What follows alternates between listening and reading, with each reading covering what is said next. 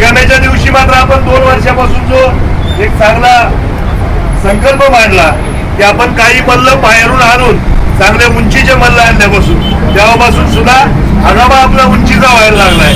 थोडे पैसे आपले जास्त जात असतील, परंतु आगाबाच्या कुस्त्या बघायचं मात्र आपल्या सगळ्या लोकांना मनापासून त्यांनी, मला वाटतं सगळ्या लोकांनी आपल्याला सांगितलं की अशाच प्रकारच्या कुस्त्या या सातत्याने होत राहू. मागच्या वर्षी उपमहाराष्ट्र केसरी माऊली जमदाडे आपल्या आखाड्याला होते.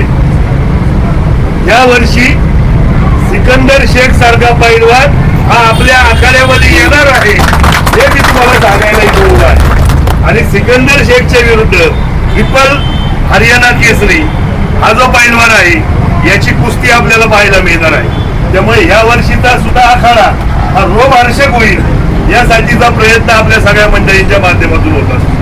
आणि त्या माध्यमातून आपल्या लवकरच हा सगळ्या कुस्त्या आज किंवा उद्यापर्यंत मारतात त्या कुस्त्यांचा आपल्याला एक आपला सगळी माहिती आपण इथं प्लेस करून लावत असतो.